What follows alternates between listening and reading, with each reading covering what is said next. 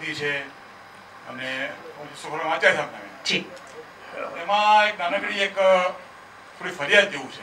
બોલો ને.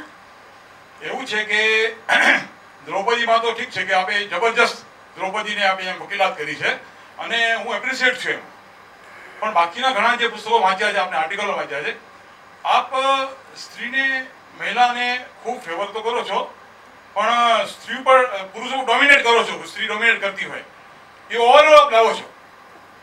એમાં કંઈક શું બાબત સમજાતી નથી. તમે કદાચ પહેલા છો કે જે આવું કહો છો. સામાન્ય રીતે બહુ જ બધા લોકો એવી સાક્ષી પુરુષે કે હું પુરુષ તરફી લખતી પહેલી સ્ત્રી લેખક છું. મેં બહુ જ બધા પુરુષોની ફેવર કરી છે. કદાચ તમે જે કહો છો ને કે હું તમારું બધું વાંચું છું, એમાં ક્યાંક ગડબડ છે. તમે મારું બધું નથી વાંચ્યું માટે કદાચ તમને આવું લાગે છે. મારા પુરુષ પાત્રો પણ બહુ જ ડોમિનેટિંગ હોય છે. મારા લેખોમાં કેટલી બધી વાર મેં પુરુષની તરફેણ કરીને લખ્યું છે. એક લેખ મેં લખેલો કે કકળાટ કરતી પત્નીને લગ્નેતર સંબંધની ફરિયાદનો અધિકાર નથી, અને એના જવાબમાં મારા પર 372 મેલ આવેલા સાંજના છેડે કે તમે શું લખો છો એમ. ને હું હજી એવું માનું છું કે જે સ્ત્રી કકળાટ કરતી હોય, પતિ ઘરમાં દાખલ થતાની સાથે ચપ્પલ પહેરવાની ઈચ્છા થાય એ સ્થિતિ ઊભી કરતી હોય, એવી સ્ત્રીને લગ્નેતર સંબંધની ફરિયાદનો અધિકાર નથી. મેં એક આ વખતે ફાધર્સ ડે ના દિવસે મારા ફેસબુક પર એક લેખ અપલોડ કરેલો, જેમાં મેં લખેલું કે માં 9 મહિના પેટમાં રાખે છે એનો ગુણ છે જ, પણ પિતા જે કરે છે એ કદાચ જગતની કોઈ વ્યક્તિ ન કરી શકે, કારણ કે એને તો બિલીફમાં જ જીવવાનું છે કે આ મારું સંતાન છે, અને બિલીફ સાથે પોતાનું નામ આપવું, અમુક તમુક વજનનું બચ્ચું હાથમાં લઈ અને પ્રચંડ જવાબદારીના ભાન સાથે જીવવું. ગામમાં દાદાગીરી કરતો પિતા હોય અને નાનકડું બચ્ચું એને એક ફેંટ મારીને આમ પડી જવાની એક્ટિંગ કરે, સાયકલ પકડીને પાછળ દોડે જેણે ગાડીમાંથી કોઈ દિવસ નીચે પગ ન મૂક્યો હોય. મેં લખ્યું છે. હું માનું છું આપે થોડુંક વધારે મારું સાહિત્ય વાંચવાની જરૂર છે. Thank you so much. જી. આપણા અવાજમાં આમ દર્દ તો છે ઘણું, છતાંય સાંભળવાની માંદી બહુ હતી ને એટલે દર્દ છે. એક કહેવાની વાત ઈ કે તટસ્થ તમે વાત કરો છો સાચું, પણ આની પાછળ કઈક કારણ તો હશે એમ. શેની પાછળ? દર્દ પાછળ? હા, ઈ કાઈ હોય તો કયો. આપણે આ કાર્યક્રમ પછી મળીએ.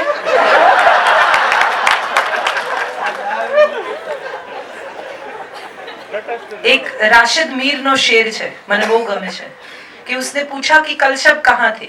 शब એટલે रात. उसने पूछा कि कल शब कहाँ थे, तो पहले मुस्कुराए और बोले कि हमसे वो बात क्यों पूछते हो जो बताने के काबिल नहीं. જી. સુખની આપણી કલ્પના છે, એ તમે જે સુખની કલ્પના અત્યારે વાત કરો છો ને, એ તો સબ્જેક્ટિવ સુખની કલ્પના છે.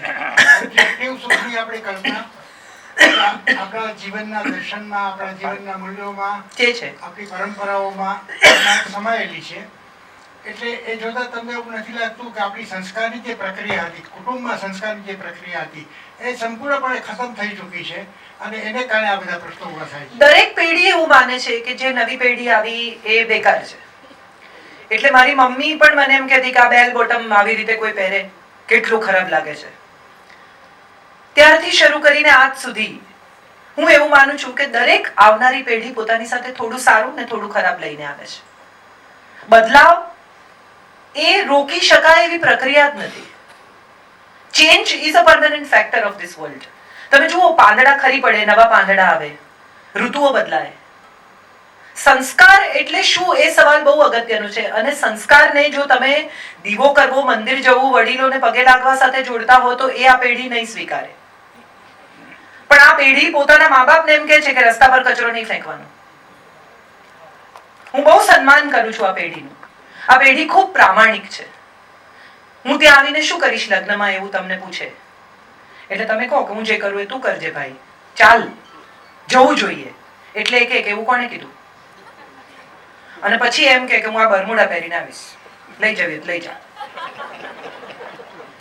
આપણે ગરમીમાં સૂટ પહેરીને પરણનારી પ્રજા છીએ. એની સામે આ બાળકો એટલા મજાના છે. મને તો બહુ આ નવી પેઢી પાસેથી બહુ આશા છે.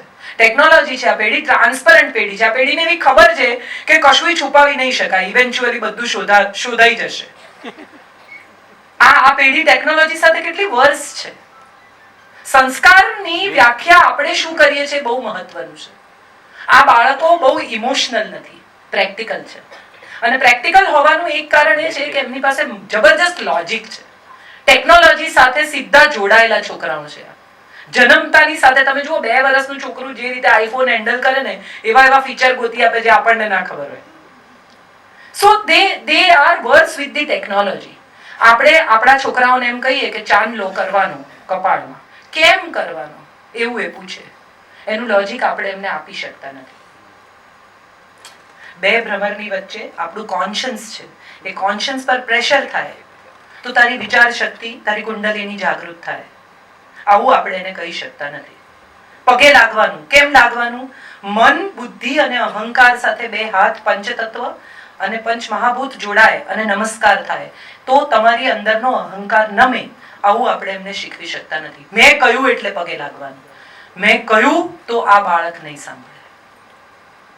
તું કોણ છે એ સવાલ એ તમને પૂછશે.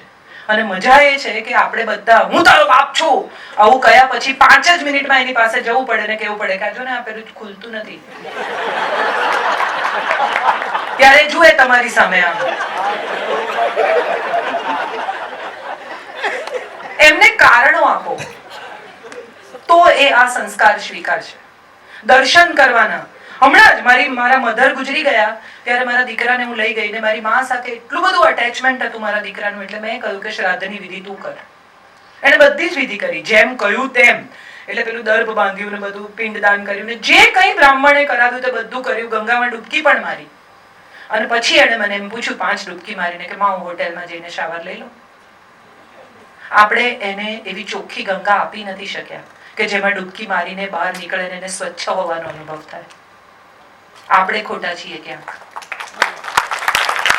ગુજરાતી નથી શીખવી શક્યા આપણા સંતાનોને. કેટલા બધા લોકો એવું કહે છે કે ગુજરાતી નથી બોલતા છોકરાઓ.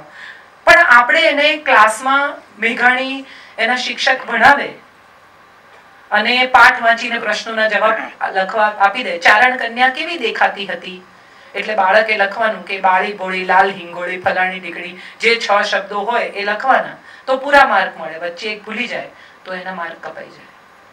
આપણે આપણા બાળકને એવું શીખવ્યું જ નથી કે કોઈનો લાડકવાયો somebody's darling નો અનુવાદ મેઘાણીએ કર્યો છે. ક્યાંથી પ્રેમ થાય એને? બકોર પટેલ ડિઝનીની પહેલા આવ્યા આ દેશમાં. Where is it? We have never shown our children. અંગ્રેજીની પાછળ આપણે એવા ભાગ્યા કે આપણે આપણા જ સંસ્કાર ભૂલી ગયા. અને આપણે ભૂલી ગયા તો પછી એને આપણે શું આપવાના? કેટલી બધી મમ્મીઓને મેં જોઈ છે કે છોકરાઓને એવું કે ટીવી નહીં જોવાનું, ખાતી વખતે ટીવી નહીં જોવાનું.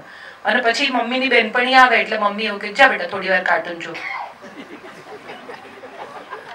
Where is it? કાં તો હા છે ને કાં તો ના છે. આ બેની વચ્ચે ક્યાંક આ પેઢી અટવાય છે. હું ઘણી વાર કહું છું કે daddy is from Disneyland and mummy is from devil's land. Daddy Santa Claus જેવા આવે આમ બધું લઈ લઈને અને માં ના પાડે. કેમ ના પાડે છે માં? આપણે આપણા બાળકને લોજિક નથી આપી શકતા. આપણે એવું કહીએ છીએ જસ્ટ બીકોઝ હું કહું છું એટલે.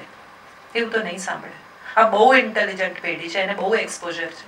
એની પાસે પસંદગીનો એટલો મોટો અવકાશ છે કે આપણે કહીએ એટલું કરે એવી આશા તો જરા વધારે પડતી છે.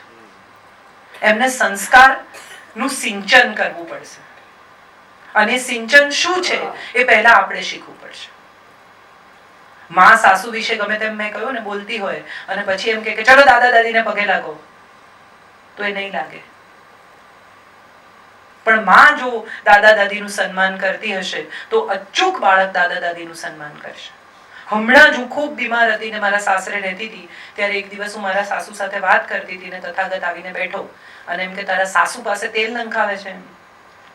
એટલે મેં એવું કહ્યું, મેં કીધું મારે માટે તો એ માં જ છે, હવે મારી માં નથી.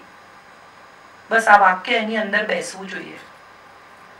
એ દિવસે રાત્રે મેં એને એમ કહ્યું કે મારા લગ્નને 23 વર્ષ થયા, હું હજી સુધી મારા સાસુ સાથે ઊંચા અવાજે બોલી નથી, આ રહ્યા મમ્મી, પૂછી લે. હું એવું માનું છું કે આ સંસ્કાર છે જે આવનારી પેઢીને મારે આપવા છે. પગે લાગવું કે નહીં, દીવો કરવો કે નહીં, ઉપવાસ કરવા કે નહીં, ટીલા ટપકા કરવા કે નહીં, એ ધર્મ નથી, એ તો ક્રિયાકર્મ છે, રિચ્યુઅલ છે. અધ્યાત્મ એનાથી બહુ ઉપર છે અને હું એવું માનું છું કે આ પેઢી અધ્યાત્મ વિશે વધુ સજાગ છે આપણા કરતા. સ્પિરિચ્યુઅલી આ બહુ અપલિફ્ટેડ પેઢી છે. એક મિનિટ, એને કઈ કહેવું છે? હા બેટા, કમ બોલ, એક જ મિનિટ. તમે અમારી પેઢીને વખાણ કરે થોડી હિંમત આવી ગઈ. એટલે જ મેં કહ્યું કે પહેલા તું બોલ. Thank you ma'am.